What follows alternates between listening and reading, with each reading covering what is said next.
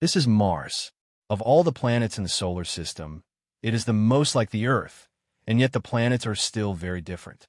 We have sent numerous probes to Mars, and they have sent back gigabytes worth of data. This wealth of data has revealed a relationship between three different major Martian geological features. They're among the largest of their type in the solar system. And the relationship between these features is unlikely to be a result of chance. This suggests a cause and effect relationship between them. It implies a Martian geological catastrophe comparable to the Genesis flood. This Martian global catastrophe was not a global flood, but it was a global catastrophe. Additional evidence came from the twin rovers Opportunity and Spirit. Even on Mars, uniformitary geologists see layers of rock as geological ages, and they're already claiming that rock layers are billions of years old, based on how they think the solar system formed. However, they have missed considerable evidence for catastrophe. Hellas is the largest impact crater on Mars. It is also the largest impact crater in the solar system, and the only place on the Martian surface where atmospheric pressure is high enough to allow liquid water to exist. It is 2,100 kilometers or 1,300 miles in diameter, making it about half the size of the continental United States, and it is 9 kilometers or 5.6 miles deep, making it deeper than Mount Everest is high. Hellas Center is located at about 70 degrees east and 40 degrees south, placing it right in the center of the Southern Highlands. The energy of the impact was about 5.3 times 10 to the 26 joules. This is a blast of 1.27 times 10 to the 11 megatons. This is the equivalent of 8.48 trillion atomic bombs like the one dropped on Hiroshima. This dwarfs any known impact on Earth. The 1908 Tunguska explosion was about 500 kilotons.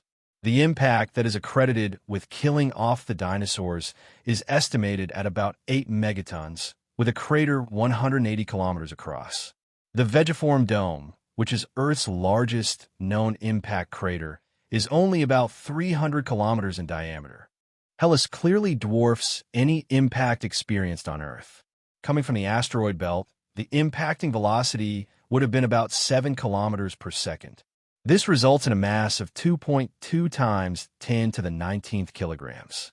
This mass is similar to that of the asteroid Juno, which has a diameter of 206 kilometers. On the opposite side of Mars from Hellas are the Tharsis volcanoes. Directly opposite its center, 110 degrees west and 40 degrees north, is the western side of Alba Petra's caldera.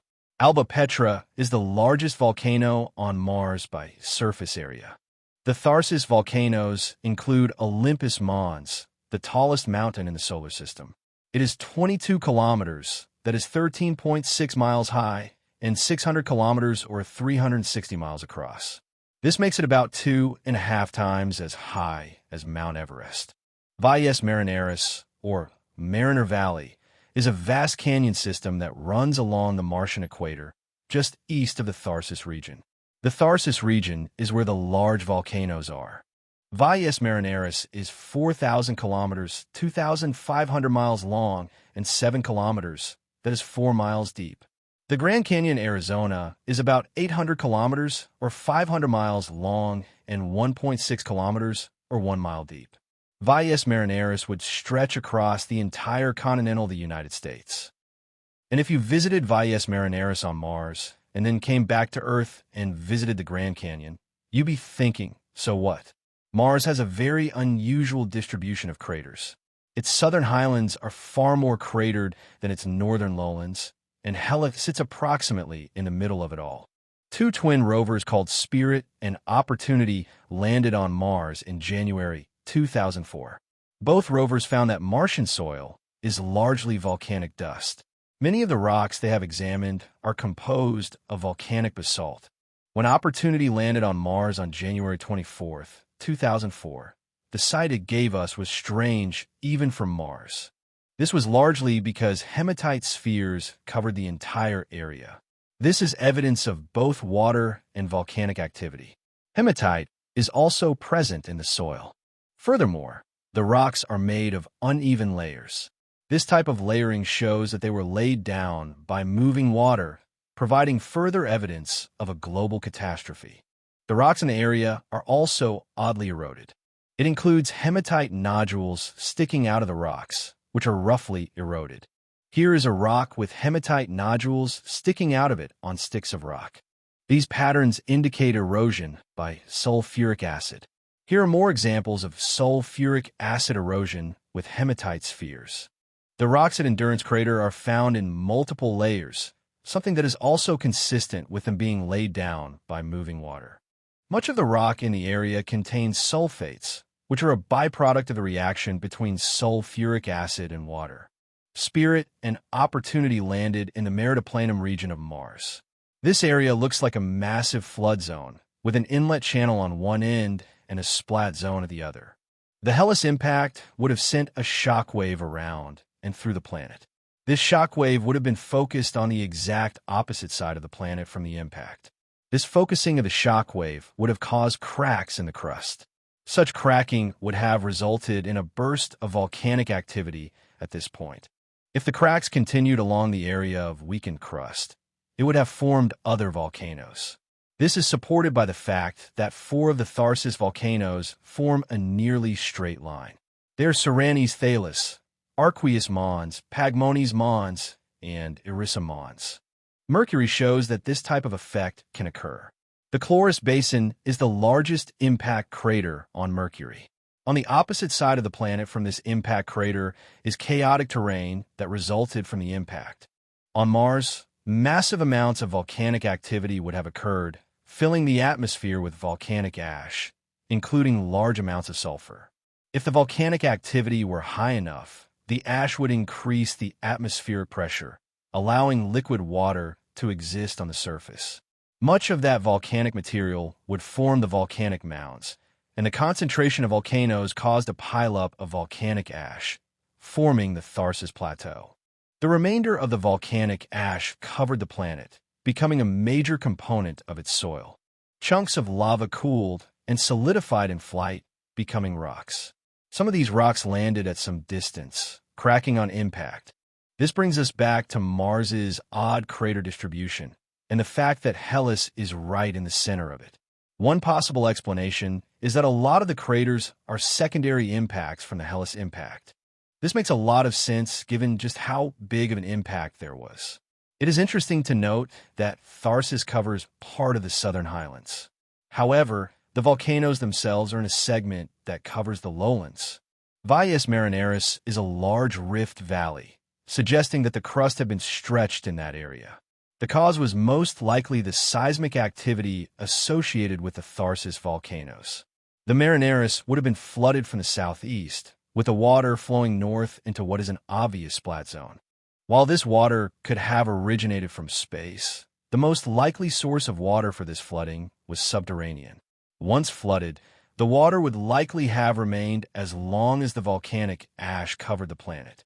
As the ash settled, the sulfur would have reacted with water to form sulfuric acid. As a result, the environment of this temporary lake was more like that of a car battery than a sea filled with life. The presence of concentrated sulfuric acid would have aided the formation of the hematite spheres that Opportunity found all over the area. The craters studied by Opportunity seemed to be the result of impacts that occurred while the area was flooded. The concentrated sulfuric acid would have eroded the exposed rocks. This would have produced the observed erosion patterns, including the hematite spheres on a stick. Spirit landed on January 3, 2004, and the area showed no evidence of flooding. However, the soil was still found to be volcanic in origin. The rocks were found to be volcanic in origin, and the volcanic activity that formed the soil and rocks does not seem to be local. Many of the rocks are cracked and broken as if they had fallen from a great height. Now some rocks give evidence of being formed by water, and while this shows that there was some water in the area, there are no signs of massive flooding present. Part of this model is that most of the impacts and volcanic activity on Mars are part of a single massive global catastrophe, but not a global flood.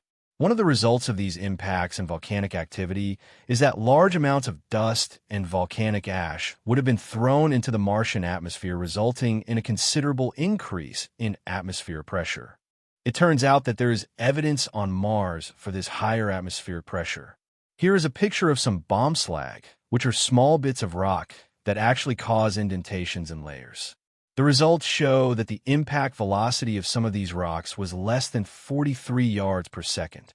This should require an atmospheric pressure about 20 times that of Mars' current value, and it is high enough to allow liquid water to stay on the surface. Curiosity is more than a Mars rover. It is a complete mobile lab powered by a radioisotope generator. It does not need sunlight to operate.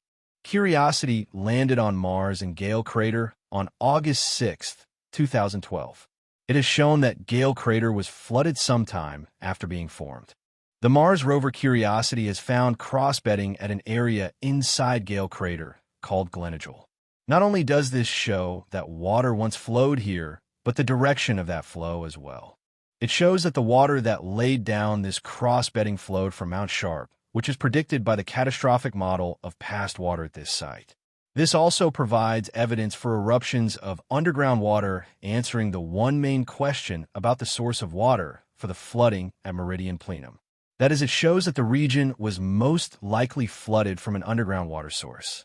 While this is being reported as evidence of past habitability of Mars, Curiosity's first drilled rock sample analysis actually shows evidence of past sulfuric acid, just like the Meridiani Planum region of Mars, where the rover Opportunity landed. This sample shows significant levels of both sulfuric dioxide and hydrogen sulfide, which are often a residue of sulfuric acid. According to the catastrophic model of Martian geology, the liquid water that was once present at Gale Crater would have been a concentrated sulfuric acid. The erosion patterns in the rocks had already indicated an acidic environment, but the discovery of sulfuric dioxide and hydrogen sulfide clinched it. While the results produced by Curiosity showed that Gale Crater was indeed flooded with water, it also shows that the water was too acidic for life. This means that a claim that Gale Crater was once a potential habitat are more evolutionist, wishful thinking than science. In 2018, Planetary scientists reported evidence of a 20-kilometer wide lake about 1.5 kilometers under the Martian South Pole. This discovery has started a debate about what keeps the water from freezing. This suggested the water supply for the flooding that has been observed on Mars originated from underground. The fact is that this lake is at the South Pole is particularly consistent with the flooding at the Meridiani Planum region. The problem is that the temperature beneath the ice would still average minus 68 degrees Celsius, such that the water would have frozen long ago. A study published in the Geophysical Research Letters shows that this implies a pool of magma 10 kilometers beneath the lake. The magma chamber would have had to have been released by a volcano no more than 300,000 years ago, indicating that Mars has been geologically active more recently than previously thought. It is also consistent with Mars still being geologically active. Because most of the geologic record on Earth was deposited during the Genesis flood, and the size distribution of craters showed that Earth and Mars were hit by the same population of objects at the same time. This means that the events described here likely occurred about the same time as the Genesis flood. The data suggests the following scenario at about the time of the Genesis flood on Earth. Mars got hit by an asteroid about 210 kilometers or 130 miles across, along with many smaller objects across the southern highlands. This impact triggered massive amounts of volcanic activity on the opposite side of Mars. Heat from the volcanic activity warms Mars while filling the atmosphere with large amounts of volcanic dust and carbon dioxide gas. This increases the atmospheric pressure and temperature to the point where liquid water can exist on the Martian surface. A combination of heat, increased geological activity, and smaller impacts caused several underground water sources to erupt to the surface, flooding nearby areas, but not all of Mars. Over time, the volcanic activity ceased, and the warming trend ended. With large amounts of dust in the atmosphere, Mars began to cool dramatically, causing both water and eventually carbon dioxide to freeze. The settling of volcanic dust and the freezing of carbon dioxide reduced the atmospheric pressure, sending the planet into its current state. Furthermore, the presence of bombs lag impacts indicate a significantly higher atmospheric pressure provides evidence for this model. The presence of liquid water underneath the South Pole demonstrates the presence of available source of water for the observed flooding. The fact that the water is still liquid is a strong indication of recent volcanic activity on Mars. This volcanic activity may be subsurface, but it is still present. In conclusion, the evidence on Mars shows that the planet we see today to be the result of a massive global catastrophe resulting from a large impact accompanied by many smaller ones. This impact triggered large amounts of volcanic activity, resulting in liquid water flowing on the surface while it lasted. The subsequent global cooling then froze the planet, and volcanic dust settled all over Mars, forming its present-day soil. This process would have been aided by accelerating nuclear decay, but does not necessarily require it. The fact is that Mars and Martian geology are consistent with a young Earth creation model, nor is it the potential haven for life evolutionists make it out to be.